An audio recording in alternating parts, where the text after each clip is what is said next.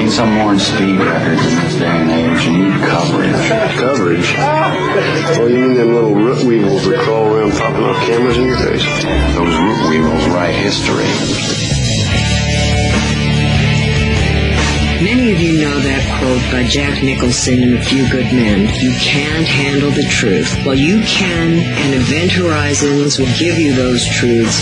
So when you're mad as hell and not going to take it anymore from that memorable senior network, you'll know just what to do. We will draw you in and become your news addiction at Event Horizons. Join us Monday through Friday from 10 a.m. to noon Eastern Time at freedomslips.com. At Revolution Radio. Our world team members are Dennis Fetcho, John Ilias, David Dunger, Hyla Cass, MD, Melanie Bridgton, Jim Mars, Paula Harris, John Trello, Maria Payan, Christopher Husser, DODDS, Jonathan Orchard, and me, your anchor, Dr. Robin Falco. If you decide not to volunteer, it will not be held against you in any way. Sounds dangerous. It is. Very dangerous. Count me in. And that's right here at Revolution Radio, freedomslips.com, where information never sleeps. Enjoy your extra big-ass fries. You didn't give me no fries. I got an empty box. Would you like another extra big-ass fries? I said I didn't get any. Thank you. Your account has been charged. Your balance is 0. Please come back when you can afford to make a purchase. No. I'm sorry you're having Come trouble. on. My kids are starving.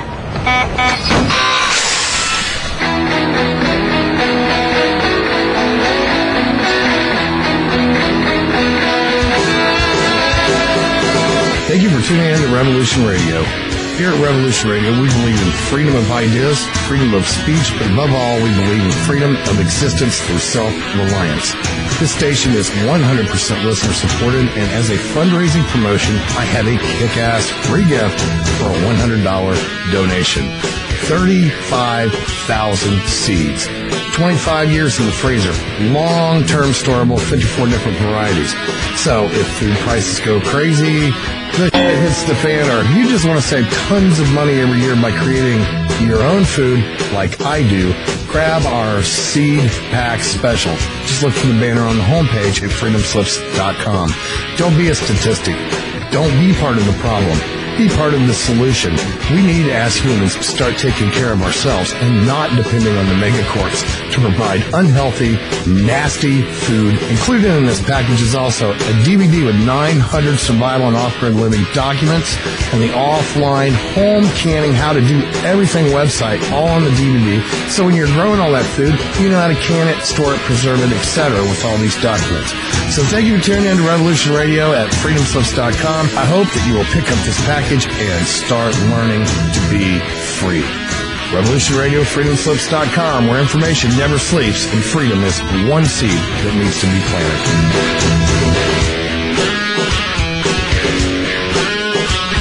What we do in life, it goes in eternity.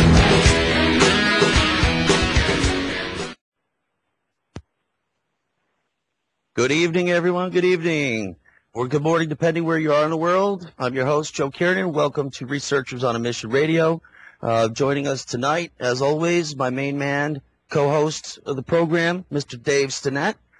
And we have Tim C. in the background doing the production works. Dave, Tim, how are you, gentlemen? Good evening, Joe. Well, very good. So, Dave, as you know, you've met Mr. Ken Hurt before. I've met Ken Hurt. We've had him on the program one time before. The gentleman does fantastic work, and his dedication to the topic of UFOs and the filming of is quite impressive, and he's been doing a really good job since the time I've met him. I've known him. We first started corresponding a little over a year ago, and he impressed me right off the bat, and he's never failed from doing that. He's recently added some new footage to the internet via YouTube and Facebook, and it's rather impressive. It's something I sure would like to discuss, and it's gotten the attention of a lot of people along the coast of the Carolinas. And it's the Carolinas is nothing new to phenomenon involving lights in the sky. The first one to really break it on the scene in the Carolinas is Mr. Christopher Bledsoe from North Carolina. MUFON had included him in a program going back, I guess, 5 or 6 years now, and he's made some really good headway himself. He's still very dedicated, and I always commend him because it takes a lot to speak up and to persevere and to dodge all the bullets that come your way as he has done. So, Dave, what's going on in the UFO world coming out of the hub in New Jersey? Well, the New Jersey conference is starting to plan its spring conference series, so we're working diligently trying to put something together that's going to really wow everybody. I know. Besides that, you always do. James Carman sent me his new film, The Hidden Hand, so I'm going to check that out. It's actually, for me, it's the finished product because a couple of years ago, Ingo Swan loaned the in-progress part of that film to us, and it had some really staggering footage. The Antonio Urzi footage out of Italy was pretty far out. But so got that, and then the Jim Haas from the Cydonia Institute sent me their new Mars Codex, manuscript of an ancient text DVD. So that I actually got to watch that last night. That was interesting. Well, that sounds really cool. That sounds really cool. The first guy to actually get a paper published in a peer-reviewed magazine on some of the shapes on Mars, and they evidently made a good case for it, and it was argued, and it was accepted. So they've got a whole new bunch of complexes and faces and all kinds of stuff. So it's interesting for those people who are interested in that type of stuff. Well, do you have you guys hammered out a scheduled date as to when you want to have the spring conference yet? Right now it's probably late April, maybe mid-May. Okay. Well, we'll promote the heck out of it when that comes, and I'm going to make it up there this time. The wedding held me up last time. I would definitely have been there. Before I get into bringing in the guest, I rarely do this, but I have to gloat a little bit. I'd like to mention to everyone, if you could find your way online to this World Wide Web thing they call the Internet, and on there there's a lot of work that's recently been done to the topic of the Northern Renaissance artist Albrecht Dürer, and a lot of recent discoveries that have been coming out, and it's rather impressive, and I'm very grateful to be a part of this research team. And Dr. Elizabeth Garner is heading up the activity, and it's quite impressive. It seems that there are tons of codes, and there is a cipher, and it's rather incredible. I would expect in the near future, the next few months, there's a few major parts of history that will have to be rewritten. So anyone out there who's interested in the art topics, or rather the truth of history, just look up Dr. Elizabeth Garner, or you could search all things Albrecht Dürer, and you'll find it that way. So thank you for allowing me that time, Dave, to plug some of the work I've been involved in. Nice, Professor. Thanks, Dave. Thanks a lot, man. I'll take that from you. I'll even throw in another one. I was just on a TV show that about UFOs that aired recently, and I've had a really good feedback about it. And of course, I wasn't on the production side, so to let everyone know, with the program Uncovering Aliens, to the production team, they did a really good job, and I've had a fantastic response. So they've done really well, and I'm glad you liked it, Dave. It was very nice. Thanks, man. Great show. Thanks. I just finished watching it about an hour ago. Thanks. It's quite entertaining. In a funny way? Was I entertaining in a funny way? No? Yeah, well, I happen to know you, so yeah, I got a kick out of watching it. Right. So it was a lot of fun. Well, I'll tell you, they were all really good people. Every single one of them, and they were good people, and it's nice to see the final product, and it's always good seeing someone's hard work when they put their heart into it. So I'm glad that they, at least from what I could see, they weren't met with too much criticism, because I wouldn't want it to damper their encouragements. You know, I have to say, Joe, you've sent me some of the footage that you've collected over the years, the footage that you've taken yourself. The shot that they used in the actual film, the one with the going actually into the pond. Yeah. That was the clearest I've ever seen that film right there, and it was top notch. I thought they did a really good job. Being the guy myself who filmed it, I think it's really tough because I can't make an image as clear as some of the post-production equipment they have. And I was concerned about a few things because, just putting a video on YouTube, as I'm sure Ken will vouch to when he comes on, you lose a great deal of that quality. And unfortunately, for a lot of people who were trying to film these lights, or any lights for that matter, at night, wherever they may be, YouTube, the compression ratio that they use for formatting, it usually takes away just enough of the quality to open the door to skepticism a little too much. It's really tough when you're working on, fine details involving a light. Using the wrong format for compression could be everything. So YouTube does kill a lot of videos, and I was worried having videos in hands of another production team. Ultimately, they could make that image turn out however they would like, and I'm lucky that their hearts were in the right place and they kept it as it was. Thank you, Tim, for telling me you enjoyed it. It means a lot to me. As my friends know, and Dave and Tim, I did that show out of the goodness of my heart, I'd like to say, for a lot of people around here and other places that can't speak up. They want to, and some people can't. Some people are a little nervous to do so. And it's cool. It's very cool. And I was glad to do it, and I was really glad I had the opportunity, and I hope I get the chance again. It was a lot of fun. Now, without further ado, I'm going to bring in Mr. Ken Hurt. Mr. Ken Hurt is he's residing in the Virginia area. He has made a few ventures up north to Philadelphia. He has filmed with Miss Allison Cruz, who's a very dear friend of the program as well.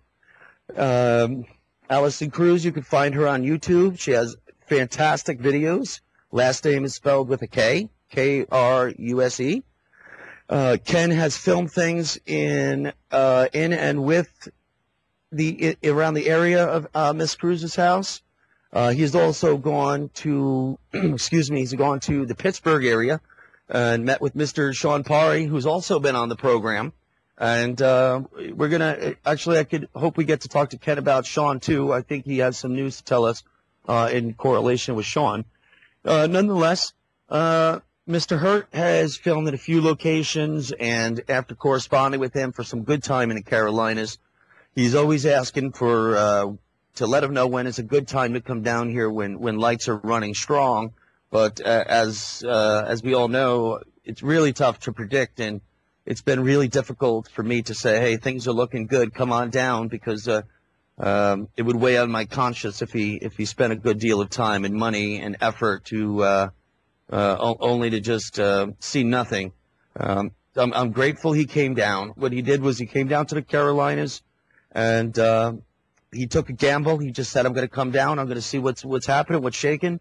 And hopefully he turned up some good stuff. I've seen some of his recent postings, and we're going to get down to it, and we're going to get the word right from Mr. Ken. Ken, are you with us? Yes, I'm here, Joe. Thank you very much for letting me be on the show. I'm really excited, and I'm honored. Thank you very much. Oh, hi, Dave. Both ways, man. So, Ken, welcome to South Carolina. Welcome to the Carolinas. You're right now in North Myrtle Beach. which is one of the northernmost towns on the coast of South Carolina. The state line of North Carolina is just a few miles from where he is. He can see this. He can see North Carolina if he looks north up the coast. He's got an excellent vantage point, a wonderful crow's nest, if you will. And Ken, it turns out you showed up in town, and some little birdie had told me your first evening in town, you might have seen some lights. Is there any truth to this? Yeah, that little birdie was correct. Tell me about this bird story. I'm telling you, I rolled into town about noontime and took a cab from Myrtle up here to North and got all checked in. I had the perfect spot for doing what I wanted to do. It was absolutely just, on a scale of 1 to 10, it was a 15 for sure. 17th floor, oceanfront, private balcony. And I got all situated and settled in and set my equipment up. I noticed the sun going down. And I took some still photos of the sunset and what have you, whatnot. And got the night vision set up and put it out on the balcony and just turned everything on and walked away. And this was about 6 o'clock. And I would go out to the balcony and check every 5 or 10 minutes just to see if I saw anything strange. I would look through the scope and see, because of course, you know, the night vision scope I have shows up just a multitude of things that you can't see with your naked eye that's out there, for sure. And I just kept doing that checking until around 6:30ish, and something just said, "Get up, check it," because I saw that it's probably completely dark now, and I know the pattern, how they work. And I just started looking through the scope and saw a little bit of twinkling going on about 5 miles out. And I said, well, that looks familiar. I've seen that before. So I checked Flight Radar 24 to see if any passenger airlines were way out there over the ocean in their highway that they fly on nightly and daily. And only saw 2 on the computer that they were out there. So I said, well, that's a lot more lights going off there than 2 airliners. And I take my eye out the scope and look out there, and all of a sudden, as soon as that happened, a big, huge, burnt orange ball of light just appears out of nowhere. And it throws down one of the most intense reflections I have ever seen in my life from anything in the sky on the water. I've never seen anything like this before in my life. The full moon, that's low, will throw out a nice reflection, but this was 10 times that. And to be honest, it just shocked the shit out of me. My jaw hit the ground, and took me a second to get my shit together and realize I need to start recording. So I hit the record button on the mini DVR, and the action started. I got some incredible stuff that I had never seen personally before, and I've seen a lot of close to that stuff on the internet, but nothing quite like that. That was original for me, and more ways than one, guys. It was freaky, and for lack of a better word. Well, you know, when you first saw the light, you just mentioned that you still had the moon visible. It was low on the horizon, and no, it wasn't. Not at that night. I was just trying to compare the reflection that we get. The moon that night, my third night here, Thursday, was high in the sky and to my left, which would be north. Okay. Would you say this light was the size of a full moon? No, not even close. Oh, the size of it? Yeah. At the time, let's see, if I stuck my thumb out at arm's length, it would cover well, it wasn't full of time. It would cover the moon. And what I saw out in front of me, when I saw it with my naked eye, the edges would be showing on both the right and the left side of my thumb for sure. And this was only 5 miles out at most that I can guess. I mean, that's the furthest distance that I believe. I'm thinking anywhere from 3 to 5. It's hard to guesstimate. Now, how long was this light visible for you on this particular instance?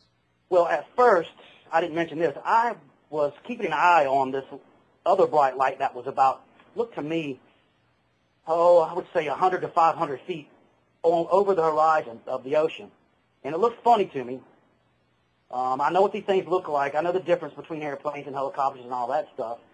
So I wasn't sure about it. I checked my star map, and my star map was showing something close, but it was showing that it's a very dim, low-class star. And I said, well, this thing's throwing light off the water too. So I trained the night vision on it and made sure I was recording just in case anything happened. And I walked away. I went and sat down and got back on the computer and was doing what I was doing. I got up to check again, and it's still there. I'm going, this is interesting. And this was before all the action happened. And this thing was really big and bright. If you watch, I mean, this happened. I had the scope on this thing for 15 minutes before the action happened. The total of the action happened was about 3 minutes. And the videotape itself was about 20 minutes long. So I got 3 good minutes out of it. Right on. 3.5. Well, you know, that's a lot more than some people get. A lot of times these things happen so quick, people can't even get a camera out. Oh, I know it. And you're so shocked. Sometimes you don't even think about getting a camera out. You're absolutely right. You know, I mean, I am. And what I've seen is what I've seen. But it still, to this day, just amazes the shit out of me. Excuse me. I'm not supposed to curse, am I? No. I'm sorry. That's all right, Ken. Now you have to do as I was going to talk about at the end of the hour. We're going to have to throw a donation in the donation cup on the site, you know? Okay, gotcha. You know, we get the fifth strike. It's a virtual spanking. It's an ugly thing, digital or not. I'm just trying to avoid it. I apologize. I'm glad it wasn't the F-bomb. Me too, buddy. Me too. That takes you right to step 5. I know it. It won't happen again. So, Ken, tell me, man, this was day 1. This is day 1 in the Carolinas, right? Day 1, first time seeing the lights. Did you see any more lights that night? Just some things I was suspect about. I recorded. I looked at it. When I'm in doubt, I won't post it. Fair enough. Now, when these lights, it looked like you had several different lights, smaller lights, if you will, that seemed to be going to a larger light. Yeah. What did that look like to you without the night vision? It's hard to explain. I guess if there was a Christmas tree a mile high up out there, and all of a sudden you plug in the lights, and you've got those just the single tiny white lights on it, no colors or anything like that. That's what it looks like. That's the way I can describe it. It looks like somebody turns on a Christmas tree out there. Pretty cool. Yeah, it's bizarre. The first night I caught the blinkies coming in. Saw that. And then I would see some of the big orange orbs coming through. The second night was the night I believe I got that orange orb that just came out of nowhere, hovered there for a few minutes, and then started flying off to the right. That we were talking about was about the size of a tractor trailer. Wow. Yeah, remember we were discussing that video. I got that on the second night. And the funny thing is, Joe, is you can almost set your watch to it happening. Tuesday, Wednesday, and Thursday night. Those 3 nights that I got the best footage. It all happens. The action starts at the same time, 6:30ish, maybe 6:25 to 6:35. So I mean, we have a pattern going here. So you had that 3 nights in a row? Yes, Tuesday night, Wednesday night, and Thursday night. And everything is on YouTube. So that's just within a half hour after sunset. Correct. Wow. Yeah, that's a pattern. As soon as the sun gets down and it's good enough and dark for them, they start showing up. Dave Sinet, my man. Have you heard any of these simulations before with people seeing lights within the first hour or so after sunset? I think I've heard this quite a few times before. Yeah, I mean, we get it down at Jersey Shore. I have some up from this spring, I think, down to Jersey Shore, but it's about the same time frame, and we get action out there, and it's just kind of hovering and blinking. So it's not unheard of, that's for sure. Well, yeah, I noticed that when I was in Pittsburgh last summer, we were there, when I was out with Allison and Dave, about that time, the sun would go down and get good and dark, and there was around 9:30 that they would start showing up. And if you do your research and you follow the times that the sun goes down good, and it's been dark and solid for anywhere from, half an hour, 15 minutes, half an hour or so, you will see that UFOs start showing up all over the world. It seems like they follow this certain line around the Earth every day, every night. Yeah, I was going to ask you, Ken, did you put your handy cam on it? Because the last time we were together up in western Pennsylvania, I mean, we've got some good stuff on the night vision, but the handy cam stuff was probably the better of the films. I mean, for me, because we caught the great big red one sitting there floating by us, and I was wondering, did you bring your handy cam down so you get color, footage of some of this stuff? Yeah, I have. If you're one person trying to work two cameras, it's really difficult. You're sitting, you're tossing a coin in your head. Heads is Sony, tails is the night vision. Which one do I want to use? I mean, you start procrastinating. So I just decided to concentrate on the night vision because I can get things that you can't see with the naked eye. I would have loved to get that with the Sony too. If I'd have had an assistant, somebody with me or whatever, help me, a friend, whatever, I would love that because they would have got it on color. Mm. I mean, but I was lucky. I was able to switch back and forth, and I went, enough times up in Pittsburgh that I got a great shot on the Sony and zoomed in on it real tight, nice and steady. And that's on my YouTube channel too. It's called U.F.O. number 17. We're going to post that in the chat room in just a minute. And Ken, talk to me about the lights that you came to on the second night. Yeah, the second night here, again, I set up. I said, okay, I'm feeling around 6:30ish again. I said they did it last night. So I go through my scenario, getting everything set up, making sure all the batteries are charged, everything's good to go, everything's on. All I got to do is hit a button, I can start recording. And this time I'm out there just looking around through the night vision scope just to see if I can see anything that I don't see with my naked eye. And all of a sudden, I just have my scope pointed directly east out in front of me, or I guess here would be towards southeast a little bit. Out of nowhere, a big orange ball of light appears out of nowhere, just materializes, and powers up real big, hovers there for a minute, and then starts moving off to the right. About the size of a tractor trailer, I would guess. It was huge. I got that on the second night amongst the blinkies or the Christmas tree lights, you want to call them. That night I got a UFO flying around back and forth, all crazy, like zigzagging around out there at a good clip.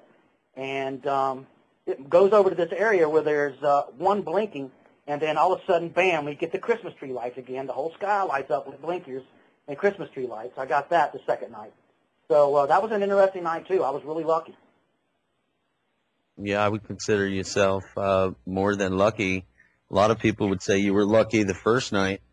There's a lot of people around here that have filmed these, Ken, as you know, and there's a lot of people that have seen them and wish they could film them. They keep looking for them, and because you really don't know where they're going to pop up or when. But I'll tell you, people, when they see them, they are just blown away around here. And, and someone I should have mentioned earlier, a good friend of mine, good friend of the program, Mr. Gary Travis, who was also on Uncovering Aliens, the same episode with myself.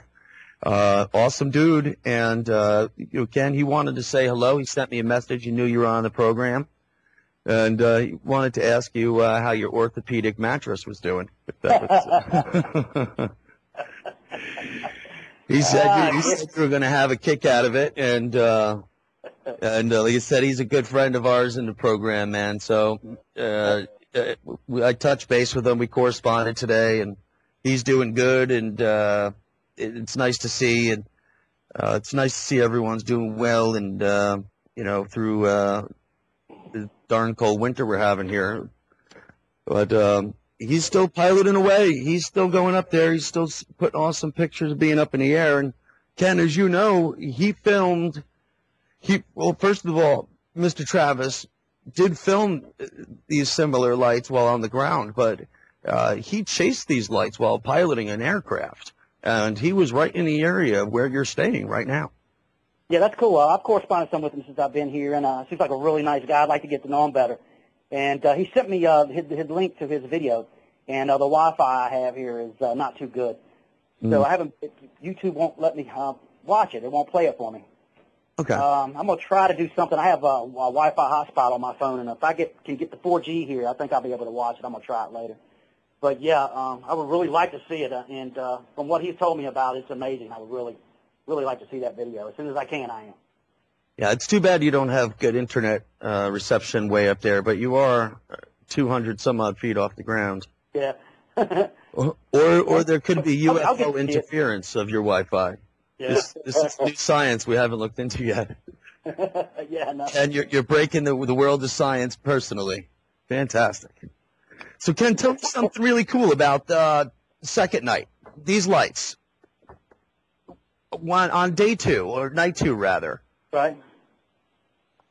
Was there any similarities between the association of the similar time frames? Were these lights doing anything similar to the night before? Or is there anything different that was completely profound to you that said, I didn't see anything like that last night? Yeah. Well, the third night was the U.F.O. show, as I like to call it. But the first night, it was the first, second, third night. It's like a movie. It built itself up. It had chapters. It was funny. The first night I was here, I'd get the little blinkies and some odd things I'm seeing out there. And the second night, I get that. Plus, I get the one coming out of nowhere that's big and huge, the size of a tractor trailer, that comes out of nowhere and flies around for me. And I get the one that's flying around crazy, and the Christmas tree display again. And then the third night, I get all that, and plus this one that looks like there's a portal there, and it's spitting them out left and right. So it was very interesting. I'm telling you, those 3 nights were alone, my 2 weeks I spent here, well worth it. I'm not complaining one bit. And to be honest with you, I'm kind of glad it didn't happen every night. Hey, Ken. It's Dave. I was wondering, what night was WOW video? Because the WOW video is really good piece of footage. And if anybody goes to Ken's YouTube site, Ken Hurt's YouTube site, it's called basically we've been calling it the WOW video, but it's a good piece of footage. When did you get that, Ken? That was the third night. Like you said, that was night 3? That was, let me look here. I've got the date. I put the date on. I make sure it's the date and time stamp. That was the 16th. Yeah, and it's one of those nights where it was kind of ramping up, and finally it really gave you a real good manifestation where it looked like it was breaking into 2 and going back into 1. And correct. That was the night of the 16th. I got here on the 14th. So that was the third night here, Thursday. Okay. So tell us, why don't we just get right into that one? Was the third night similar to the second? That was, pardon? Was the third night similar to the second night, Ken? The third night was the same show that I got the second night, plus the big wow factor. I got this. It was funny. It was like I was watching the film over and over again. It's what happened Monday. Okay, I got to see that. That was my first. And then Tuesday, I got to see what happened Monday. Plus, and then Tuesday, Wednesday, and Thursday. Tuesday was the first show I got. Then Wednesday night was what I got to see what I saw Tuesday night, plus more. And then Thursday night, I got to see what I saw Wednesday night and Tuesday night, plus the Big Bang Wow footage that I got. So, it was built itself up like a movie, and it climaxed that third night. And then I haven't seen anything much since. Sounds yeah, and that cool video, the video, I think the last time I checked, was almost 1,100 views on that WOW video. So it's made its way around the web, so it's nice. Yeah, I'm getting ready to hit 1,100. I just posted it in the chat room too, Ken. Oh, okay, cool. Yeah, I'm glad I'm getting that kind of views, and not for the view factor or the hit numbers. You'll notice I have no monetization on it. I'm not making any money off of it. I just want to spread the word. I want people to see this, and I want to get people talking. Well, I think you're doing a good job.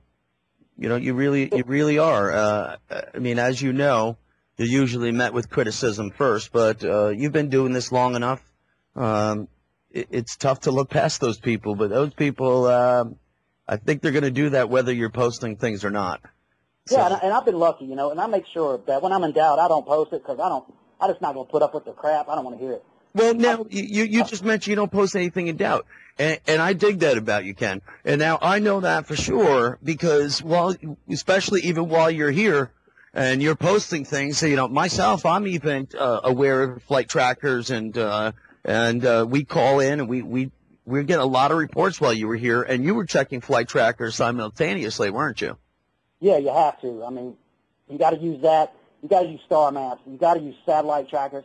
You've got to use all the tools available to you, and you know, you've got to have a plan, a backup plan, and your backup plan's got to have a plan, because these trolls and these people will rip you apart, make you look like an idiot, and it'll just cause more stuff than you want to go through and handle. If you don't have thick skin, I mean, I suggest people don't even post videos. I know some people who don't and get upset and are sensitive about it, and I try to work with them and tell them, look, if you're going to do this, you got to be able to take it. If you don't, get out of it. And I've seen people go over the edge. I've seen fellow researchers just lose it and go over the edge. Well, rightfully so. You know, there's only really so much criticism anyone could take in any field. Exactly. I mean, and after a while, you're going to start believing it. Well, you surely lose motivation for a drive to continue on, and because you're not trying to convince anybody of anything. You're simply showing what you got, and I mean, we can't prove any of what these lights are. Exactly. But we all have our theories. You can certainly disprove a few things. I report, you decide. Basically, what I do. Yeah, that's the funny thing. When you guys were talking about the losing some of the quality with uploading to YouTube, it doesn't matter because you're going to get hammered anyway. So you might as well put what you got up and just let the chips fall where they may. You know, because exactly. Somebody was wailing on me, and I was just like, "Hey, I told you it's raw footage. It's a take it or leave it proposition. I don't really care what you think." You know. Right. You know, my opinion about the trolls. I think that eventually it's kind of a fad as far as, I mean, there's always going to be critical people no matter what. But I think that more and more people are spotting trolls and ignoring them more than anything. I know myself, I do. I try my best to ignore trolls. But, I agree with Tim there. I was getting ready to say that there's people that back 2 years ago that I used to follow because they were putting out some good videos, but they were putting out the same thing, 5 videos every day after day after day. I got bored. I quit. I don't follow them anymore. I mean, it's the same old, same old. And that's another trap that you have to watch and be careful for. You can't let yourself get into. You have to pick and choose. You have to pick the right times to put it out there. There's just a lot of things involved with this. I mean, you really have to keep an eye on your 6. Ken. Yes. You know, before I had mentioned something, and before I lose track, I wanted to get back to when I met you when you were down here, when I first saw you a little over a week ago, and you showed me your gear, you showed me where you were setting up from, and you lost one of your infrared lenses. It had gone over the balcony. And then we got into talking about how you were trying to raise funds for other people who can see things or who are seeing things, or even people who would just like to get into the field and try to contribute. You have you've been working to raise funds and or gear for other people. Can you tell us how that's been working out for you? It's up and down. When I first did it, I got a decent, good response, and it's lagged off from there. But I'm not going to give up on it. I have the website right now that I'm looking at that I have for it called a UFO Research Co-op, and I've got 56 hits on it. So I'm halfway to a buck, 100. So I'm not going to give up on it. I just want to do this. I'm not trying to make any money or do anything like that with it. This is legit. If you don't believe me, you can ask Mr. Joe Ruggiero of Creeper Cam Investigations. You can ask Mr. Sean Perry. He's on YouTube and on my Facebook groups. He's friends with me. I've UFO hunted with him. It's benefited him. You can ask Mr. Ted Phillips, the great, my hero of all UFO researchers that ever lived, the great trace case investigator, Ted Phillips. I helped him out last summer with something that he needed within his research. It's what it's all about. We have to network. We have to stick together because, believe me, if nobody, we're the only ones that are going to watch us. Ain't nobody else going to look over us. So it's grassroots. It's just something I feel that needs to be done for people out there that really want to do this and show the world and be a part of history one day to allow them to be able to do it if that is their passion. I'm doing this just to help people out. I love helping people. I love to give, and all this does is it's a win-win situation for everybody. Yep, I think so too. I actually I want to thank you on the behalf of everyone that you're taking this up. I hope some people help contribute to you so you can keep it going, or maybe they'll do something for themselves to get it going, because you were just able to help someone out and get them a camera upgrade, weren't you? Yes. So yeah, he's doing backflips. He is in a very high activity area. Been there personally. Seen it myself. He has just been filming with a old Razor cell phone camera and an old iPad. He desperately. I mean, if I was in that kind of activity and only had what he had, I'd be losing my mind. And he has been. He's just a really good guy, and he is very dedicated. He's posting stuff every night, and I get on him about it sometimes. But he's told me that once he starts getting footage with his new camera, that he'll slow down and do some picking and choosing, and I thank him very much. But yes, Todd Perry has benefited from the UFO Research Co-op, and I'm proud to say. So things start small, and I'm not going to give up on it. I'll do whatever it is, because there is something out there called the Fund for UFO Research. So if people have never heard of that, go to their website, look at them, and see what they're doing. And I'm just trying to be a grassroots shoot off of something like that. I don't know. Ken, how can people donate to this? They can go to the website itself, which is it's Hurtken, HURTKEN, my name backwards, .wix, WIX, /UFO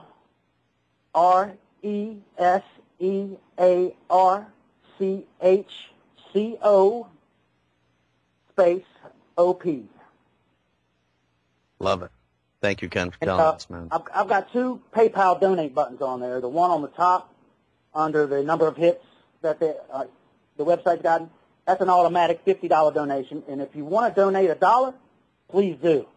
If I got 300,000 people donating $1, we're doing great. You can click on the lower PayPal link, which is in the big square, and they can donate $1 or $1 million if they want to. Thank you very much, guys. I appreciate it. Awesome. Ken, I hope you do get $1 million or even half of the 300,000. If you get 100,000 some odd people just giving you $1, it goes a long way. Yeah, no doubt. It really does. And I've got people emailing me who I know are serious and who are needing stuff, and I told them just be patient. Well, I'm grateful you're doing this. Obviously, you're passionate about it, and it's not just money. You'd even be willing to take in people have older camera gear or older cameras they don't think they're using. Ken, I'm sure you'll take that and repurpose it for where that needs to go as well. Is that right? Oh, Lord, yes, definitely. A friend of mine, Michelle Young, she has a night vision scope that doesn't have any audio visual out. This summer, she told me she was going to get one, but she got one that didn't have AV out, and I sent her a mini DVR to use with it so she could record. But next week, she's going to mail me her scope that she got. I'm going to put it on eBay and sell it and put that money into the co-op fund, and I'm going to get her a Night Ranger that she can have AV out with to do her recording. She's in upstate New York, in Sleepy Hollow up there, kind of area, and a lot of reports we know from that area. So, and she's seeing stuff on a weekly basis, she tells me. So she's next in line. But right now I only have 17 and change in there. So if anybody out there needs like a 950 nanometer infrared filter, something like that, they're around 10 to 12, 15 bucks. So message me. I'll send it to you. There we go. See that? Ken, still making things happen. Got to. So Ken, tell us where this rates on your overall sightings. Is this high up on your list? Is this got you wanting to return, or has it gotten you thinking about new places to shoot at? Oh, well, it's got me wanting to come here and live here for the summer, spring, summer, fall, somewhere in that area. Yeah, definitely. It's way up there. I mean, I think that's got to be the number one for me, more than likely, besides the one I saw when I was 8 years old. So, this one, my latest and my first match. those two are the most spectacular sightings I've ever seen in my life. So, yeah, that's just, I mean, like I said, just that right there alone would have been worth the 2 weeks that I spent here. I would not complain one bit. Right. Well, I know you were really enjoying it down here. Dave, did I just cut you off? Were you about to say something? No. Oh, I'm sorry. Ken, now, with 3 days of straight shooting awesome stuff here, how late into the night were you shooting on those nights? Okay. The action that I got, the recordings, happened from 6:30ish until about 8. So it was only going on that I observed and noticed for around an hour and a half. It's got me thinking that they're coming in out there over the ocean, and then they're taking off and going over inland and doing what they do. Which the second night I was here, just about hour and a half south and a little bit inland west, huge video was taken by a man, and looked like the exact same thing that I recorded, except he caught them flying around his neighborhood. Tell me about that. All right, well, I'm going to tell you about it. Let me look here. I posted it. I just have to find it. And some other people have posted it. A man named Darren Crapo, who does a UFO show. I think it's called U.F.O. Planet or something like that. He featured it. It's been on all the websites. UFOs are real, latest UFO sightings, real UFOs, educating humanity. It's all over the place. I'm trying to look at it and remember where down south here in South Carolina it was taken. It might take me a minute. So you want to talk about something else while I look for it? Yeah, you just that's fine. Right. Because there's something I wanted to talk with Dave. Okay, cool. I'll look for it then. You know, Dave, we got there's a lot of sightings, as you know, that go from Florida. They shoot up straight past you, basically the whole coast with these lights now. And I've gotten a lot of reports myself that come in about these orange lights or very similar lights where, you know, some people say red, some are a bright white or a bright blue. In your experience, Dave, and since you're much farther plugged in than I am, do these lights tend to just primarily stick to the coasts? Because am I just seeing a lot of coastal reports? What do you think it is with that? You know, it is a very weird thing, but it does seem they hang at the coasts. I was thinking about uploading some old VHS, you know, camcorder footage that I had from down in the coast of Florida.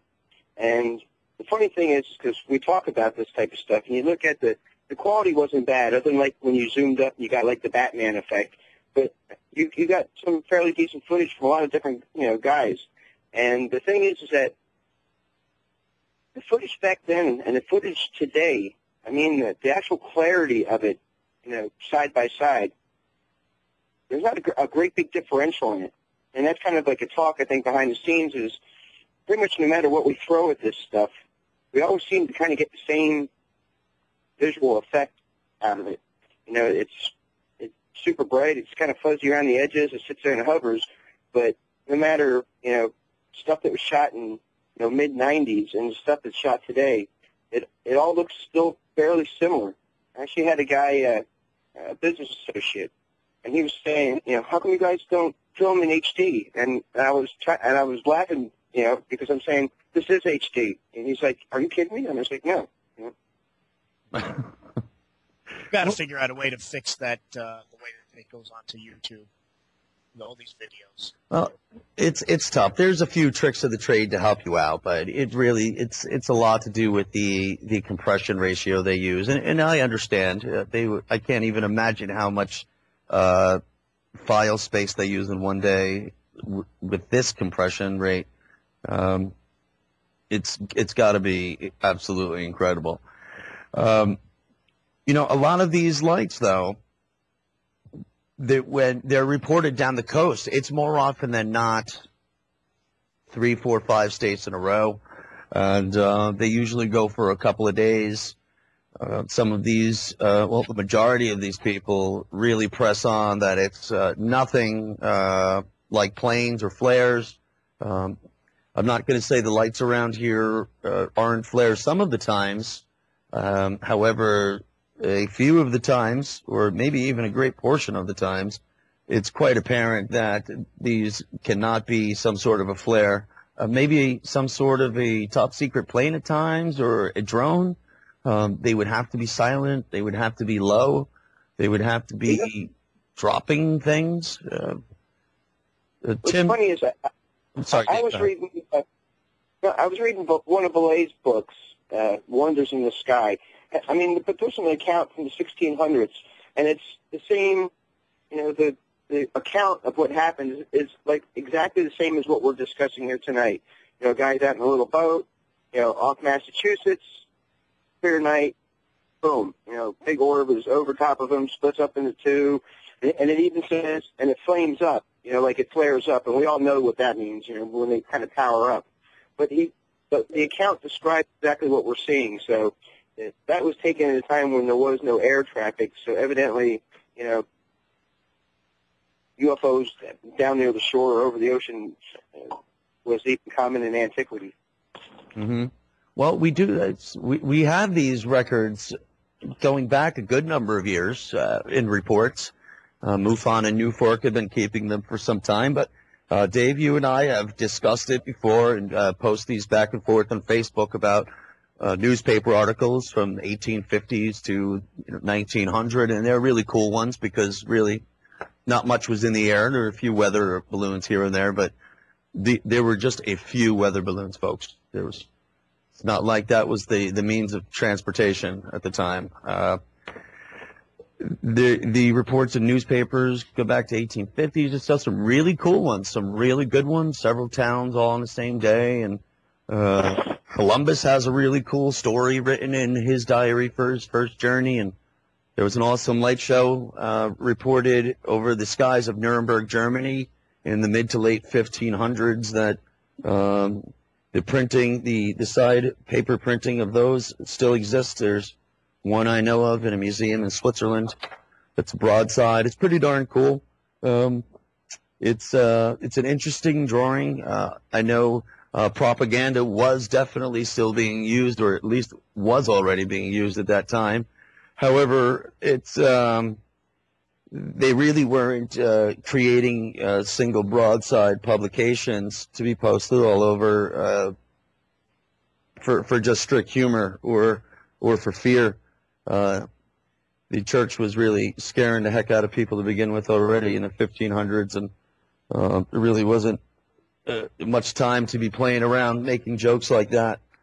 And there was even one, I believe the same week or the same month, also reported and printed in Switzerland as well, where the Nuremberg side broadside is being held now. They're really cool. They're really good. I like the one about Nuremberg. They said that one was going on so long that the citizens of the city were able to pick out what side was winning. And there were many color spheres and a few things that resembled pillars and flaming pillars and crosses, and some came down to the ground. It was a pretty incredible story. I would imagine living in Nuremberg, something big like that going on.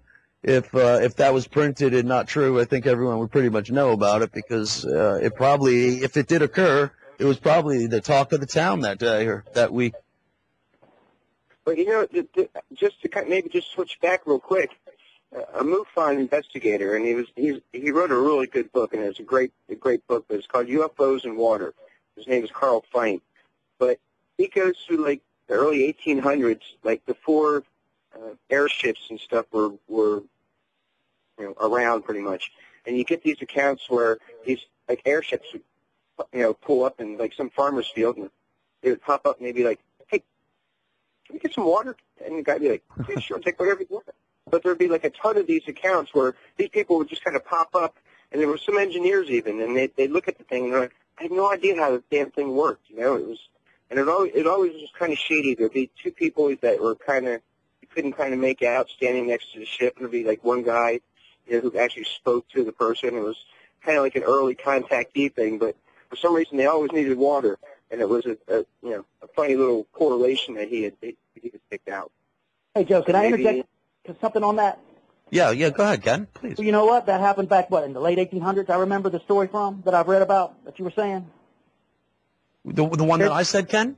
The airship, back when they were seeing airships before airships were flying around, you're talking about, correct? And they would come down like ask for water or something like that? Ken, I don't mean to cut you off, but we're going to have to get to a break real quick. We'll return to it right after the break. Everyone just hang tight. We'll be back here. Researchers on a Mission Radio, freedomslips.com.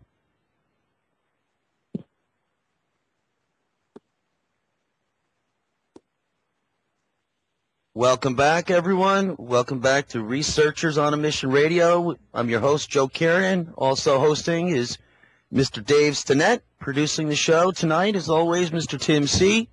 And we have Mr. Ken Hurt joining us tonight, UFO researcher, videographer. And we were talking about many topics about the lights in the Carolinas prior to the break. And before we get back into it, I'd like to remind everyone this is the world's largest listener-supported radio here at Revolution Radio, freedomslips.com. There's a few things I'd like to encourage everyone to do. If you can make your way to freedomslips.com and familiarize yourself with the website, you could look at all the many different things it has to offer. There's even a flight tracker on there if everyone's looking for a flight tracker. What you could do is you could join the chat room. I would recommend that, and you hop in, and you could involve yourself in many interesting conversations. One of the benefits here at freedomslips.com is we have two studios, Studio A and Studio B, pretty much running all the time. You can find the schedule. All the programs are fantastic. You could find a program for any of the topics you'd like to listen to. Here at the station, they have a wide variety, and they do a really good job at providing this platform and delivering it to the public. You could get the real news. You could get real researching. You could get the latest breaking happenings in the world that aren't regurgitated through the public press. It's the same story over and over. More often than not, you're going to find the truth looking into it yourself, and you're going to find a lot of that right here at the station. I would also like to encourage and ask to leave a donation. You'll find the donate button there. Just as Ken mentioned earlier, a dollar goes a long way. If you could throw in a few dollars every now and again, if you could hop in there, if you enjoyed the show tonight, just throw a dollar in the hat. It really goes a long way. It's every time you feel appreciative and you really like the program, just drop a dollar in the hat. It really, really helps out, and we continue to increase the level of the platform to get these messages out, to keep me on the air, to keep Dave and I getting this researching story going here. We're trying to meet up with a lot of researchers in the world on historical happenings, scientific happenings, and a lot of paranormal and many other phenomenons where it's going to take a lot more researching, a lot more care, and there's a lot of people out there that are doing a lot of great research work on the amateur level or just on a private level who some people used to be in the sciences or used to be historians or professors, and this work still continues on. You don't need a degree from a university to be passionate about something and deliver everything you've got into trying to get the truth out of it. I'll assure you, you have it in you. Yeah, Dave, what's up? Yeah, I was thinking before.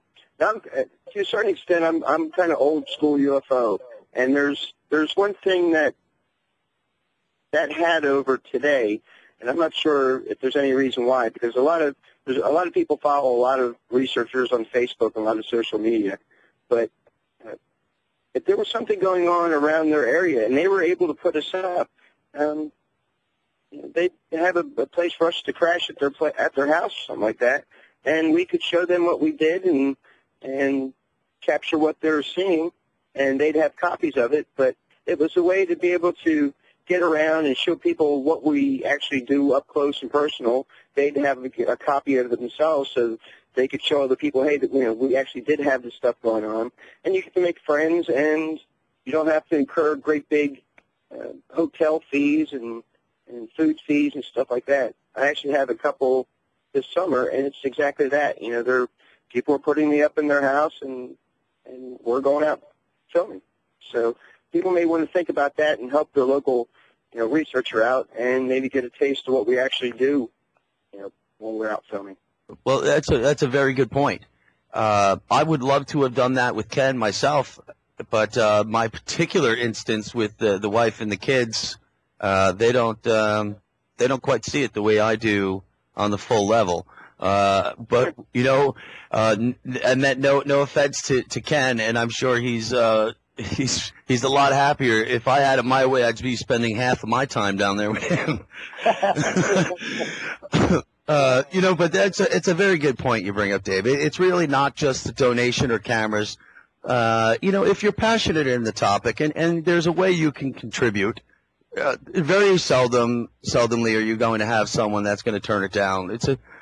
These people, for the most part, myself included, are not people who wear tinfoil hats. They're nothing to be worried about. These occurrences do happen. You could find a lot of very credible people who will tell you the very same thing, and you could easily take their word for it when you hear them speak with the passion. When anyone is really passionate about what they're doing and they see something that's really turned them around and they get set out on a goal, there's really no stopping them. You're either going to help them out, or eventually you're going to have to move out of the way. It's a win-win situation for everybody. And there's a lot of people who's interested in this phenomena all around the country. And if they're able to do something like that, hey, if you don't have the good footage and you've seen this stuff, maybe you're talking to your friends and they're thinking you're a little kooky, and you get a guy out there actually filming some crazy stuff, and you show it to your friends and say, hey, I had a UFO researcher come over, and this is what they caught, and your friends are like, oh, wow. That kind of turns things around, and again, you make friends all over the country, so it's a good time to be had by all, and it's a win-win situation. Well said. Well said. And the thing is that what most people don't know is most people who do UFO research do it on their own dime. People like me have been doing it a long time, and I always joke because you eat a lot of macaroni and cheese, tuna fish, and anything that's fairly cheap, so you can squirrel away enough money to get new equipment and go where the action's at. So nobody's known for making money in the UFO business, so every way we can cut corners and save a buck so we can stay out in the field and film this stuff is always appreciated. You really bring up a lot of good points, especially you being very old school, Dave. Hey, nothing wrong with old school. You know what? There's not a darn thing wrong with old school. There's not a darn thing wrong with it. Old school's a lot better school, I'm telling you. You'll never hear the word alien come out of my mouth. If you do, it's in quotation marks, because right now, as far as I'm concerned, it's all alien to me. Very well said, Ken. Very well said. Ken, we were speaking right before the commercial break. We were talking about a few things, but you were mentioning a particular video you wanted to talk about. Yeah, I did. And I'm going to actually post that into the chat room right now. Cool. For people to see. And for folks at home listening, the name of the video you could find on YouTube, it's written UFOs or Orbs over St. Stephen, South Carolina, 14 January 2014. So, Ken, tell us about it. This happened my first night here, a little bit after I got what I got. I have Google Alert service, so anything that ever comes across the Internet worldwide, I get an alert on it immediately. And that's one of my secrets of keeping up with everything. It's like having an assistant. It's a beautiful thing. If you don't have it and you're a researcher, get it. You type in keywords and phrases and quotation marks, and you'll constantly be updated 24/7. I'm going to turn it on now. I'm watching. This lasted, his video is like 10 minutes long. This happened a little after what I saw out there on the first night here. You see the Christmas tree lights effect going off there. You see the orb to the left of the frame. It's hovering over a tree. It's a good size. I would say about the size of a Volkswagen. And that's just my guesstimate. But here he's getting what I'm getting, the Christmas tree light effect. All kind of blinkies, as Allison likes to call them. And it's amazing. This is going on here just due south, a little west of me, in St. Stephen, the same night that I got here, the first night that I recorded what I recorded, which is very similar. Just goes to show you, there's patterns going on, and it'll move from one place to the other, and it's amazing. I was surprised. I'm lucky I have the alerts, and I saw this, and when I saw that, I went, well, okay, that just makes mine even better. So it's great. It's a great video. The guy is on his channel. It's the U.F.O. Reporter 1 on YouTube channel. Check it out. He's got some good stuff on there. He's only got 11 videos, but he's trying to do a good job and report. And what I wanted to say earlier before the commercial was, you were talking about back in the day, in the 1800s, the airship things were going on, and they were landing and asking people for water and things. Back in 1961, a Wisconsin chicken farmer, I believe his name was Joe Simonton, he claimed to have met aliens, quote unquote, who landed on his property in a classic flying saucer this time, no airship, and they were said to be human looking. But they had an Italian appearance, and they generously gave the farmer, Mr. Stinton, 3 pancakes. Does anybody familiar or remember that story? Yeah, it's my favorite story. Yeah, they happily gave him pancakes off their grill that was in their fine saucer they were cooking. Okay, and a lot of people will read this and just brush it off as absurdity, but this is an important part of the phenomenon. People have to realize when things happen like this makes me even more interested. I want to know why, the absurdity of the phenomenon itself. It's true. And he had the pancake tested, actually, and it turned out to be a buckwheat pancake, which is something you see by the, the hidden Commonwealth and the elves and those guys. They have the same thing. It's a buckwheat pancake. If you eat the pancake, then you can't get out of the little fairyland. But there seems to be something with these buckwheat pancakes through antiquity, and it's kind of a laughing point. Like Ken says, it's the absurd monkey wrench part of the phenomena where you're like, well, what the hell does a buckwheat pancake have to do with anything?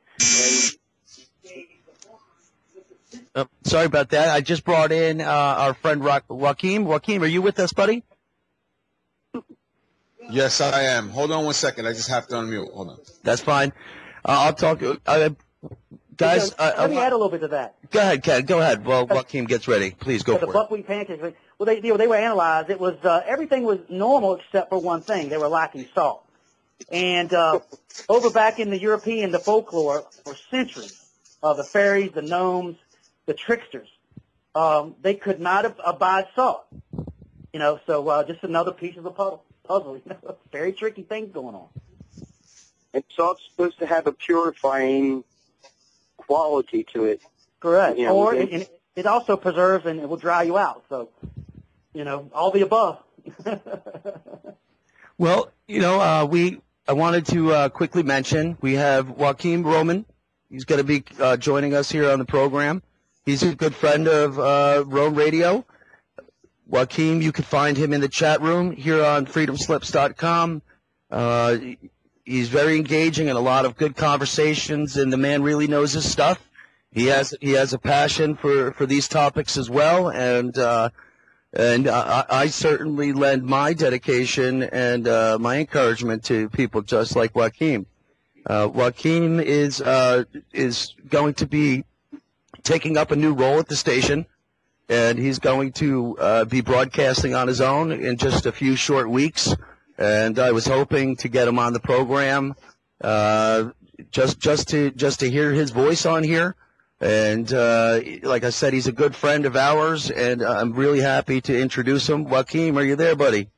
Yes, I am, Joe. Thank you for having me. Thanks, guys. Interesting show. Very, very interesting topic. I appreciate you guys having me. No problem, Joaquim. So how's it going, man? How are you?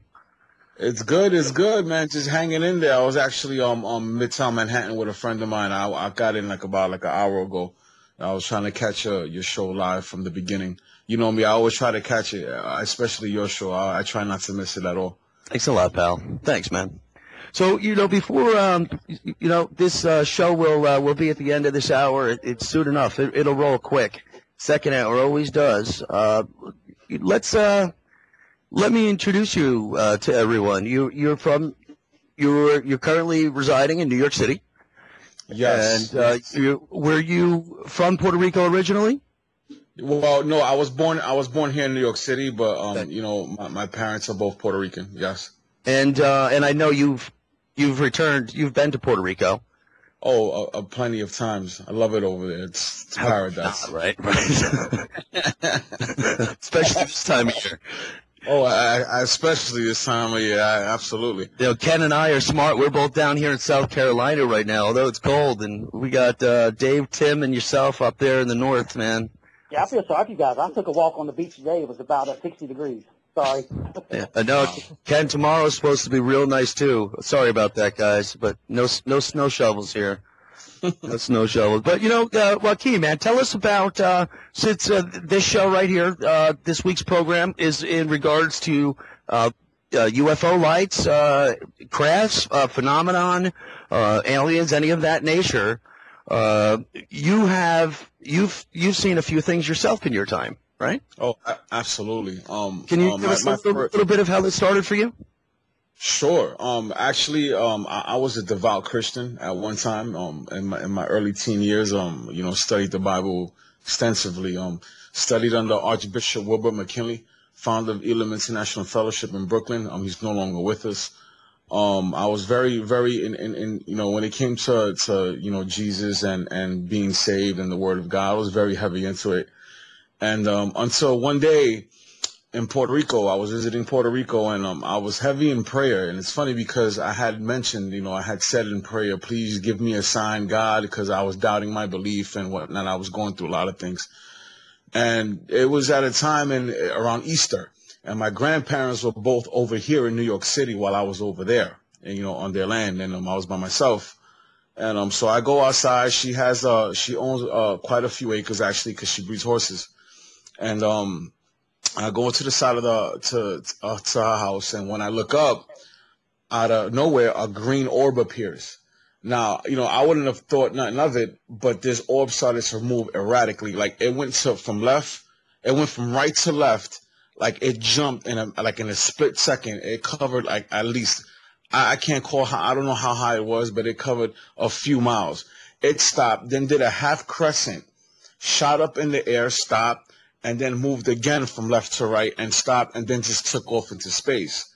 Now, over there you see a lot of shooting, stars and whatnot, but I was like, no, like, and the timing couldn't have been more right, being that I was asking, quote unquote, God for a sign. And when I seen that made me question a lot of things. That was pretty much my first sighting. After that, I was kind of shook up about it. It made me question my faith. I started researching a lot. And at that time, I was 17, 18 years old. Wow. And it was the early 90s. It was like 1997. And and I started searching. Then I came across, obviously, Chariots of the Gods, UFOs in the Bible. Mm-hmm. And I was like, oh, wow, it kind of made sense to me. And I started putting one and one together. Then I got into Zecharia Sitchin's writings, and not that everything that he writes is credible, but it does make sense, and he sheds a lot of light in places where it was pretty dim, and it just took off from there. I agree. You mentioned a few big names, and I think you also mentioned a really good point. As we all know, these people who wrote these books, like Sitchin, for instance, you really can't 100% translate everything to the point where we know it back and forth. I mean, the guy did a really great job for what he did, and all researchers are aware when they publish their works, it's not the end of it. There's always more to be found out, especially when we're looking back in time. You don't always get the answers, but you could certainly set other people on the right path. And so if reading these authors' works inspired you or put a couple connections together in your head and motivated you, you started having that connection. There's some answers here. I'm seeing things a little bit differently. it usually gets people, it gets that brain firing away, and it gets people thinking, and that's really what it's all about, in my opinion. But yeah, could I throw something in there on that one? Yeah, Ken, please. Awesome. Listen to Joaquin's story. We walked almost in the same shoes. I was born hardcore Southern Baptist here in the Bible Belt growing up, and I first got wind of Mr. Eric Von Daniken, and that changed a lot of things for me. It turned my religions upside down. Now I'm agnostic, and people ask me why, and I tell them, and I'm not afraid to, and sometimes they'll never speak to me again, but that's just the way it goes. I mean, this happens. This makes you question everything.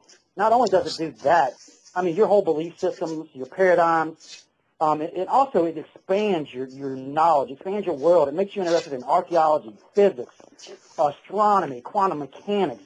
There's something built into this phenomenon that will make you branch out, will make your brain create new neurons and pathways, and really makes you expand your mind, if not consciously in yourself and your own spirituality, whatever that may be, but also in just your knowledge and connecting with the universe more. And I totally understand what he just said, and I definitely feel it for sure. And I've heard that story from many, many, many other people too. Yeah, if I may, Absolutely. It also made me research. You know, I didn't leave any rock unturned when it came to researching the subject. Pretty much, like I got so into it that when the farther I went back in history, the more I realized that before religion was founded, and not to get into the whole religious aspect of it all, but before religion was founded, pretty much every tribe and every region on the planet believed in the same exact thing. And it goes back to half serpent, half human beings. Right. And now that's metaphoric. You know, you think of a person who's half serpent, half snake, and half man. No, it's just more like human characteristics or features with a serpent, like the key is in our DNA. I truly believe that and feel that. One of these days, we are going to break the code. It is in our DNA. I have no doubt. I get chill bumps when I say it because my gut tells me the answer to everything is in our DNA. Absolutely. Ken, you think so? Yes. You think you have a predetermined record ingrained in DNA? Yes. The universe, we're all connected. We're all star babies. All the information is inside us. And it's in a little bitty spherical staircase-looking thing, molecule called DNA. Yes. I try to use deductive logic when I do my thinking, and I like to use Occam's razor, which is the most simplest answer is usually the correct one. Not in all cases, but I try to think in that direction and on that level. And I'm a deep thinker all the time, and sometimes I drive myself absolutely crazy and start worrying about stuff, but it's just from all the signs that I see, from everything, from how, it's the blueprint for life on this planet.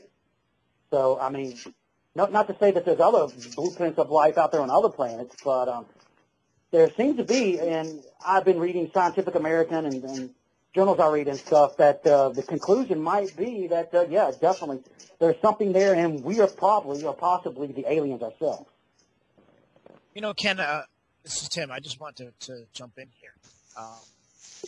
What you said really does hit the nerve with me. As far as going into the DNA, the truth of it is, physicists are really saying it, scientists are saying, of all types, are saying now that the essence of stardust, the building blocks of the universe really are. It is in stardust, and it is the more we look into inner space, the more we're going to find.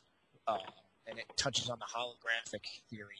I guess where I'm trying to go with this, but right. Yeah, I definitely agree with you, and I know Dave's got a lot to say. Well, let's bring Dave in. Dave, you're over there so quiet, my good friend. Hey, I'm letting everybody roll. I know. We got Joaquin and Ken. We got two good guests here with us, but Ken, let's go old school with it. Yeah, I'd love to because let's go old school because Dave says Dave doesn't quite say it, but if when Dave mentioned old school earlier, he's right.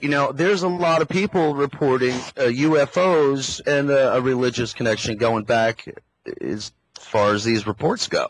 Well, I have no doubt. I have no doubt whatsoever that these people back in the day, we're seeing these things go on. I'm sure there was contact being made, technology being shared. If you look at the pyramids, I mean, how can you not think that back in the day? We can't do it now with the cranes and stuff that we have. I hear you. Definitely went on back in the day, for sure. Well, Dave, you want to jump in because, you know, this is where I point all arrows towards you when it comes to UFOs and religion going one together. You know, I usually like you to answer those questions. Who? And this is I pray because I have to admit, I keep an eye on all facets of it. It is 360-degree ufology. And the Germans had a machine called the CE-600, and they were trying to measure.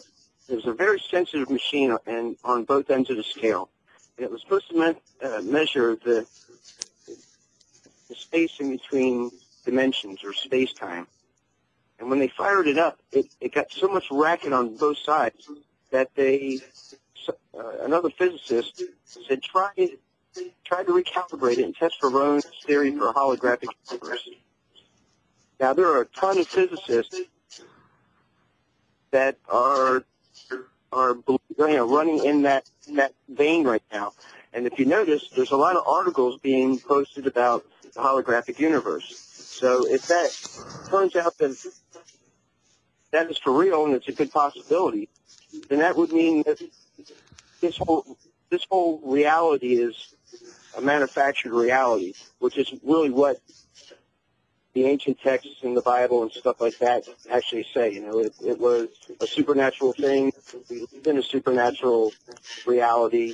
You know, state or whatever tried to wash it out of us, but we live in something that's strange. Nobody can put their finger on it. This phenomena, it's a big part of it, and so kind of, you have to take it in that context. That's how I take it. So you look to see what present physics models are happening, and you keep your eye on that and see how they may correlate with other things. And that's how we come to our hypothesis. Oh, it sounds good. Let's see here. I don't know what's going on here. You know, Joaquin, tell us a little bit about how things have gone with. You saw lights the first time, you know, the green orb. Yes. Did this continue to grow after that?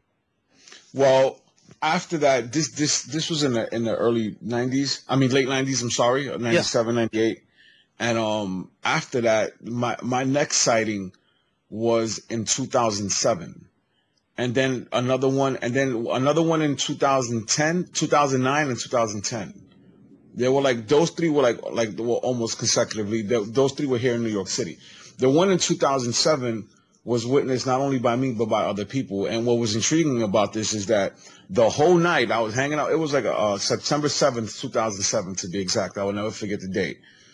And we were all outside hanging out. It's on a Saturday, and the whole night I'm just laying into people talking about UFOs. It was real crazy because everybody was like, "Shut up already!" You know, it was like, "Just be quiet. We don't want to talk about this anymore." It happens to be like around 4:30 in the morning. We're talking about UFOs in the Bible, and my friend was like, "How can that be possible?" Blah blah blah blah. And you know, I always have my head in the sky. This is my first sighting, and while he's talking, I'm looking up and I go look, you know, and I point at it, and my friends was like, "Oh, please," you know, I was like, "You can't be serious." One of my friends actually looked up. His name was Lazarus, and when he looked up, he seen it, and what we seen was a cigar-shaped UFO. It was brownish orange in color. It wasn't a blink. The lights, there was lights that ran across the side of it. You can actually see lighting inside of it. It was like a regular light, like if you was to see like an orange light from outside, yellow actually. What was eerie about it is that it was silent. It didn't have any FAA lights like red, white, or blue blinking, and it was emanating its own color. It was like a foggy mist around it, and it was neon green, the mist, and it was like wavy. That was really eerie about it. And I look at it and I say, are you guys seeing what I'm seeing? And my friend, we're all fixated on this thing. It was 5 of us, and we all seen it. All together, it was 6 of us all together.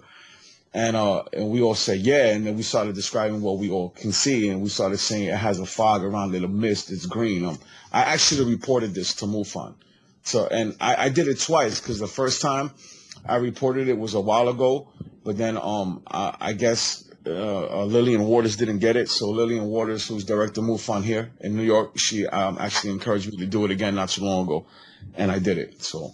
Yeah, that was about the only one that I actually reported here in New York City. And I seen another one with my cousin, and it was brief. It just did a maneuver. We were talking about Orion's belt and it being the 3 kings and talking about religion and whatnot. And I was pointing at the Orion's belt, and as soon as I pointed it, we see a light, and it just appeared. It just literally just appeared, and then it did like an upside down question mark. And took off into space. And I look at my cousin, I was like, did you see that? He was like, I sure did. And he never witnessed anything like that. Like he think I was crazy until that day. So it's kind of weird when you see things with people, by yourself, they're like, whatever, but when there's people around, it's a big difference. Oh yeah, man. Yeah, it's a big difference. Ken Hurt, you also filmed the Green Orb, did you not? No, that was because of I had my Sony in night shot. It just made it look green. Oh, it was a night shot. I'm sorry. I thought that was. I thought you had a green color. That's what I got one in Pittsburgh. I got a really good, beautiful color one. Yeah, UFO number 17. That's it. That's in full color. But I also got one that night too that I switched over and got it in my night shot. But the UFO number 17 that I have is in Murraysville, PA. I was with David Stennett and Allison Cruz that night, and we went on a hunt, and again, we were at the right place at the right time. I got a good zoom in on that thing, nailed it. I've got a image tracking on my Sony, which is like a sonar. So once I get in on it, and I zoomed in all the way with my 120, so it's really hard to keep something in frame like that when you don't have a tripod. And right. Just to go to show you what this camera's worth to me is I'd had that thing nailed for a long time. With dead on it, white hot center core with a red corona around the orb, pulsating. Well, that's not the first time I've heard that. I could tell you that. Now, Joaquin, we're gonna have to get you to go upstate a little bit towards the Pine Bush region and see what's going on up there. I know you've heard of that. I have a friend that's in Greene, New York, up in that area. She's seen him. Is that right? Yeah, she's seen him. Her name is Michelle Young. She's a U.F. hunter in training, and she's seeing things and emailing me. I'm trying to get her some right equipment. Is Michelle's in that area? She's up in that area. It's upstate for sure. I looked at it on the map one day. Little town, maybe 1,600 people. That's why I call it Sleepy Hollow. It's if you look it up on Google Maps right now, it is Greene, Greene, New York. Oh, I know Greene. Oh, sure. Yeah, I know where it is. Well, Tim C., our producer, he lives up in those neck of the woods, and I'm from both those areas, New York City and the Hudson Valley. And I'll tell you, there's some cool stuff going on around there, no doubt about it. The Pine Bush area has been spitting out reports and sightings for a great number of years. Can I suggest a book? Yeah, please do. It's by the deceased from cancer, Dr. Ellen Crystal, and it's called Silent Invasion. It's about her and Dr. Bruce Cornett's work in the Pine Bush Valley of New York back when it was happening back there, late 80s, early 90s. She observed some incredible things going on, and she was starting to put the puzzle together. A very good read, a page burner. I think it lasted 2 days in my hands. It's that good. She was thorough, meticulous, and completely open-minded and honest. She's passed away now from cancer, God bless her, but she did one hell of a job. Again, it's called Silent Invasion by Dr. Ellen Crystal, and it is on Amazon.com. Thank you very much. There's a couple good books. That is a good book. There's been a few written on the Pine Bush area, and man, there's been so many reports coming out of there, probably longer than I've been alive. But, I read a book that was handed to me called Night Siege. Great book. Yeah, by Dr. J. Allen Hynek. You know, and as a matter of fact, I got that book, and I read all about it. I was in complete amazement because it was speaking about a town called, this Pine Bush area, and I had just been living, 15 minutes away from Pine Bush. I've been living there for a number of years, and I really didn't know the extent of it.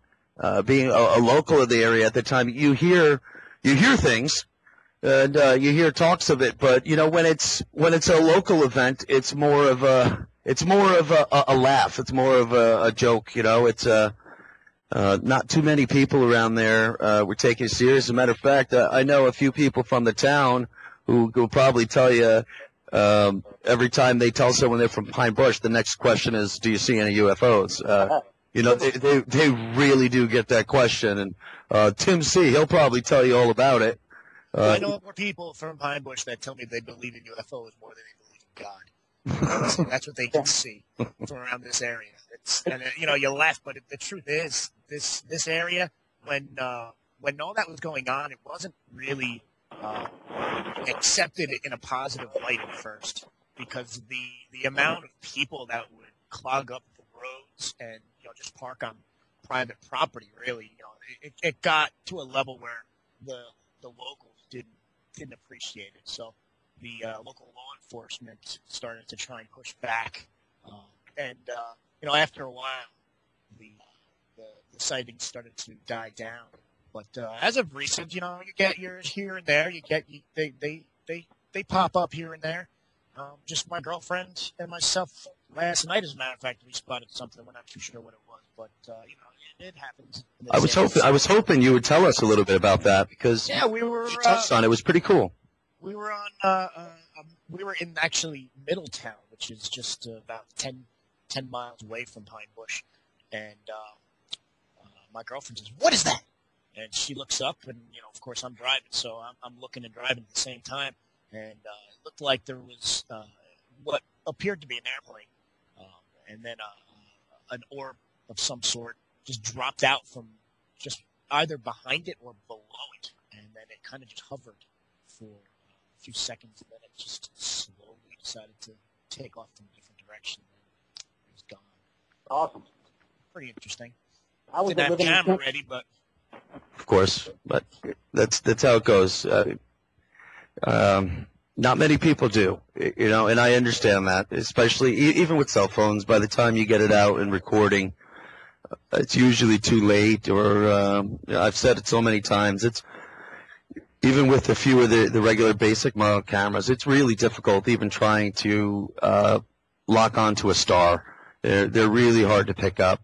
Light sources at night are kind of tough, unless you're looking at a light that's just overpowering than everything else, and unless you got good gear, that'll usually just knock your phone out of focus anyway. But it's good to have. It's good to catch the video, regardless of the outcome. It probably will get met with a wonderful plethora of hatred mails for the poor quality. However, I'm sticking to my guns that I'd rather have 10 people from 10 different locations at the same time filming crappy than just one person with a good video. It's hard to triangulate at that point. Yeah. It's really just doing your part, as we were talking about earlier. It's a community. It's a UFO community because it really is a communal effort. It takes everyone, and the sooner everyone works together, just like anything else, I assure you, progress will be made. It just needs to take encouragement, and Joe, go for it. Yeah, I was going to say, this is where it all kind of ties into exactly what we're talking about right here, is that Bruce Cornett used to be a member of the New Jersey UFO Congress, and he used to do lectures and show us what he was getting up in Pine Bush, and he was using celluloid and the usual type of films and stuff like that, but he was a physicist and he worked at Rutgers, so he would really get into this stuff, and he would do presentations of how these things were morphing. They weren't really planes, and they would make sounds like planes, but they weren't planes.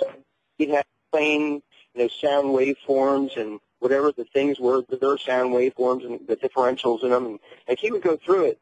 And when I bumped into Allison Cruz, she was talking about this stuff, and she was saying how the noise was different, the plane engines, and she was going through this, and she thought she was kind of losing her monkey. And so what I did was I gave her a disc of Bruce Cornett doing one of his lectures over here, and she's like, "Oh, so this isn't new." I was like, "No, somebody was saying the same thing as you are 20 years ago." So, you know.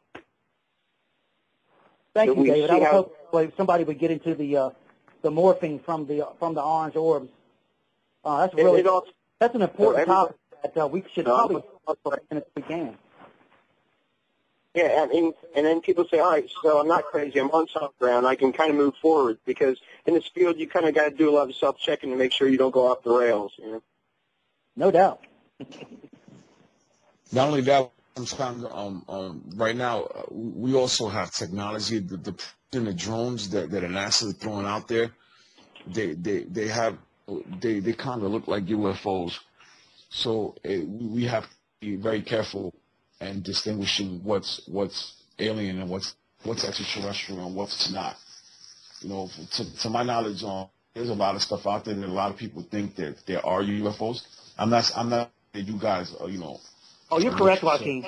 Our military has things 50 years, who knows, further in advance than what's in the public, no doubt. We're seeing a lot. I'm pretty sure a lot of the triangle sightings are military, but I'm sure the UFOs are faking them too, because I know they're just faking. Of course. Well, Joaquin, do you think they fake them too? As far as the military? Yeah.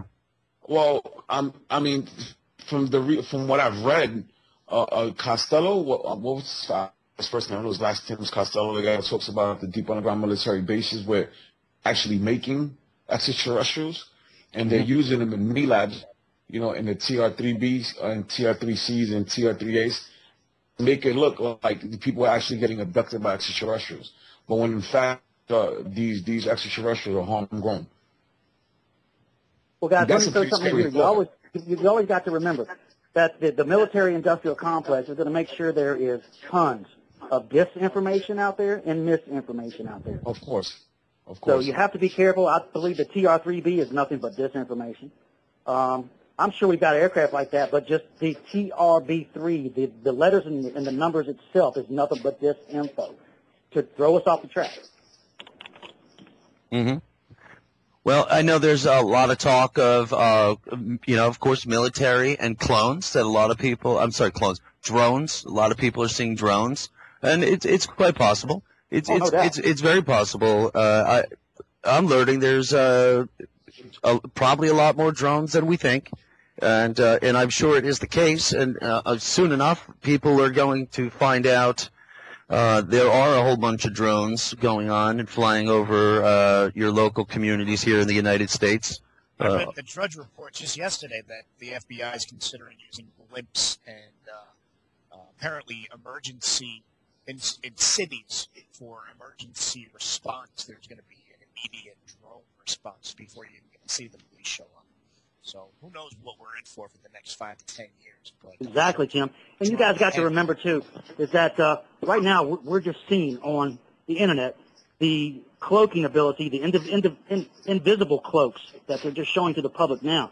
Imagine what 25, 30 years ago with the invisibility cloak technology that's out there that they have that we know nothing about. If you go on YouTube and type in invisibility cloak, you can clearly see this cloak shows the background behind you. It makes everything but your head invisible if your head's sticking out. Check it out. You couldn't be more right. I mean, Go ahead, Joaquin. Go ahead, buddy.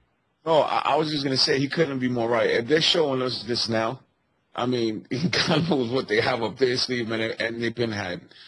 That's right. I mean, I could just imagine, if they're telling us right now to start using probes, that's because they have a whole underground full of them already, capable of doing stuff that is just, out of pretty much. Well, we know they're using drones, right? And there's a lot of suspicion that we have things that mimic other kinds of crafts. However, do you think it's possible that not so much possible, And I'm going to ask this to Ken and Joaquin. I think I have the answer to that. Or do you guys think that we are building craft in hopes of fooling regular citizens, or are we building things just really trying to mimic the original design? What do you think about that, Ken? Okay, this is what I truly believe what's going on with that. First of all, you have to look at the UFO phenomenon, the history of it. Any good armchair researcher like I used to be will know that the phenomena keeps one step ahead of us in our technology. It always shows us what the next step is going to be. As of, we were talking earlier, the airships. We go to the weird shapes, the triangles, the chevrons. Kenneth Arnold. If you look at his drawings, you'll see they weren't flying saucers. They were some strange-looking craft.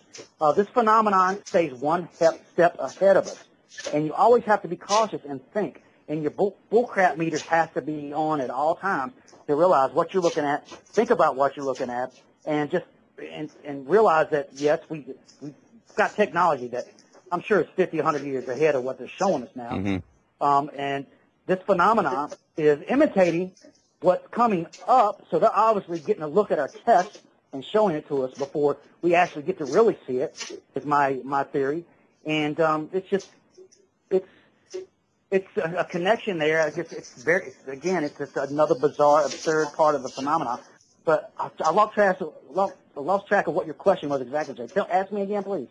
Well, I was curious what you thought in regards to, do you think that our military could possibly be building crafts in either manipulating its citizens for a quick reason might be for a little bit of fear, or do you think that our military is reproducing these aircrafts in hopes of duplicating the original design? Vice versa, and back and forth both ways. Well, Dave, what do you think about Dave? It's a vicious circle, but one thing is the military-industrial complex always has to make sure you have a bad guy. Just remember that. Yeah. When Ken was saying it, and I think I might be getting some feedback on your side. Okay. How's it now? It sounds a little better. All right.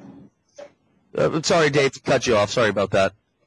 No, I was saying that I was talking to somebody this week, and from a very, very high-profile case everybody knows. It was a private conversation, and the gist of it was an aspect of their case that people were kind of beating them up about, and I gave them a piece of information saying it's not all that uncommon. And there's aspects to every case, but the real solid cases that you run across, there's always that monkey wrench factor, I always call it. It's everything in that case will track, but there's always some little monkey wrench. And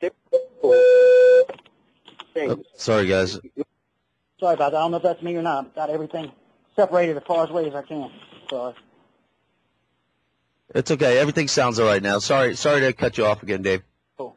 No, but yeah, there's always that one little oddball things, and different camps will pick apart different things. But again, it's part of the phenomena, and it drives everybody crazy because it's the one thing that everybody can't figure out.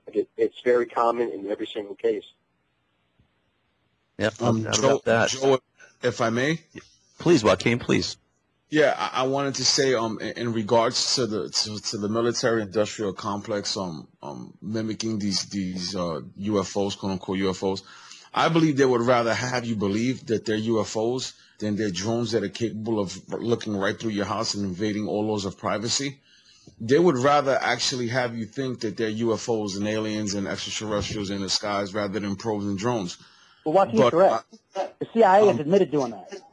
Oh yeah, but I actually believe that most of this technology is back engineered by either downed craft and whatnot. But also we also have to take into consideration the Third Reich. You know, if you believe in what they did as far as channeling messages through Aldebaran, star system, and bringing that technology here to this planet and actually leaving Germany and inhabiting and colonizing Antarctica, and actually still having fleets of these UFOs, it could be that they're also using that technology to deceive us. Again, this doesn't take away from the fact that we've been having sightings since the 1800s and way beyond in the days of Columbus, Alexander the Great, and so on and so forth. But that doesn't take away from the fact that there are extraterrestrial beings out there that have been visiting this planet for a long, long time. But it also could be that we are being deceived by the powers that be. Could be. That's a good statement, Joaquin. It's just my problem I have with that is just that so many people, I believe, have been brainwashed in one degree or another by the certain agenda that there is on this planet to hardcore believe, make them think that they are actual extraterrestrials from another planet. And there's just no real hardcore evidence for that. That's what, I don't know, that gets me gets a crawl in me. People are so sure just write it off as aliens from another planet. I don't think it's that simple. Tell me, Ken, just clear that up for me. For not just so much for me, but a lot of people instantly think if they're coming from somewhere, they're living on a rock somewhere else. Are you suggesting otherwise? Yes, well, a lot of people don't understand physics. They don't understand quantum mechanics. Mm-hmm. There's a lot of things that people don't understand, and the more you delve into that, the more it makes sense. But it's an amusing feature of the Western mind that those people who have had UFO experience of any kind are judged to be people at least worthy of analyzing that experience. And from the brainwashing, from the media and everything, the disinformation that has come from our government over all these years through either outright admissions or little pieces of slivers or movies like Spielberg's movies, E.T. and Close Encounters of the Third Kind, it's all manipulating us to believe in a certain way. We are being manipulated on a daily basis, constantly bombarded in how to think, and that's just part of it. I just think it's totally wrong to think of that, and so many people are stuck on that, and you cannot get them off of it no matter what you say or what you do. They need to really go back to old school, like Dave said, and read Jacques Vallée. Mm-hmm. Just an awesome author. One of the most respected people in the field that I know of. And, Terence McKenna, he said it. We are part of a symbiotic relationship with something of which disguises itself as an extraterrestrial, not to alarm us. And that makes sense. They're getting something off of us. We're getting something off of them. And, again, I think it comes down to DNA. Again, I do not think at all that it is ET from another planet. Never have. Something told me there's something much more deeper than this going on, much more complicated. And it's leading me to believe that this is basically just a zoo planet. This is UFO planet zoo. Hey, but how about the idea that they're not so much from another planet and they're from this planet and they live in exactly, Earth? That's what I'm saying. We have researched 10% of our oceans.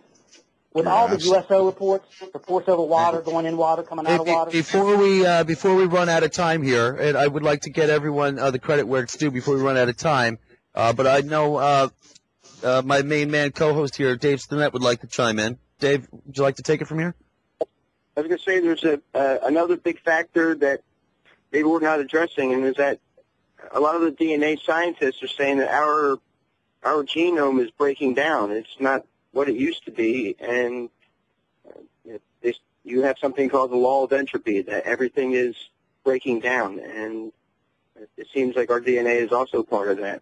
So, sure, thermodynamics. Yeah, I'd have to agree with that as well.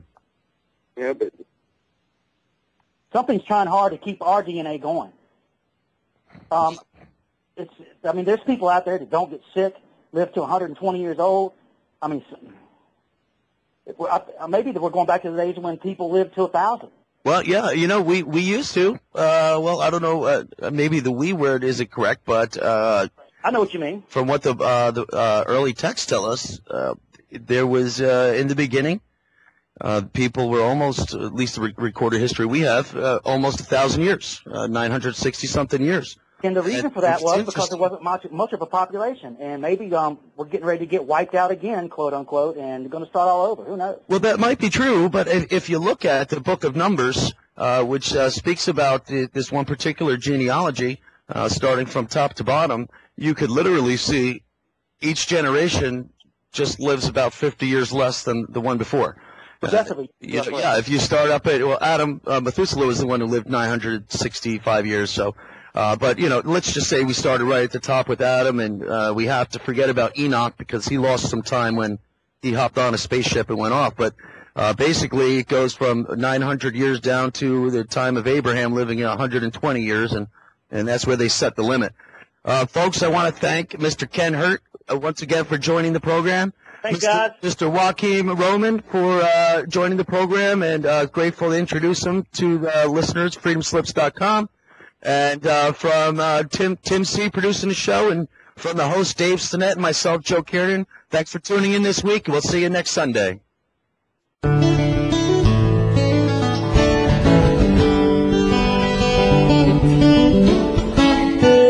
Listen to Revolution Radio at freedomslips.com. We'll be right back after this message.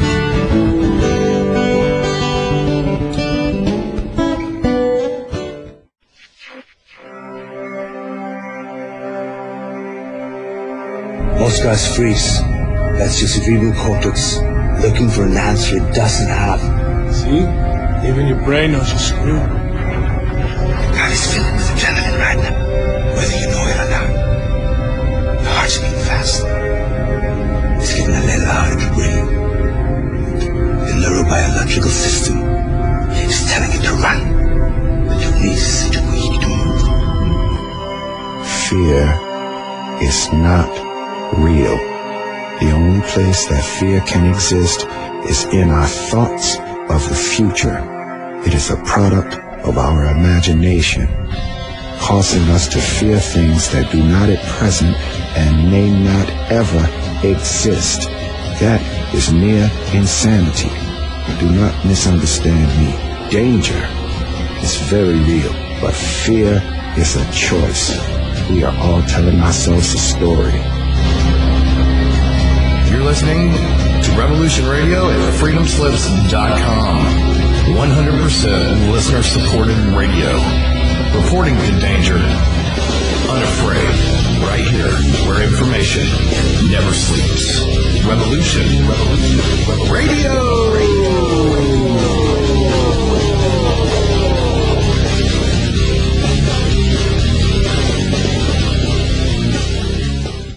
Enjoy your extra big-ass fries. You didn't give me no fries. I got an empty box. Would you like another extra big-ass fries? I said I didn't get any. Thank you. Your account has been charged. Your balance is 0. Please come back when you can afford to make a purchase. No. I'm sorry you had Come trouble. on. My kids are starving.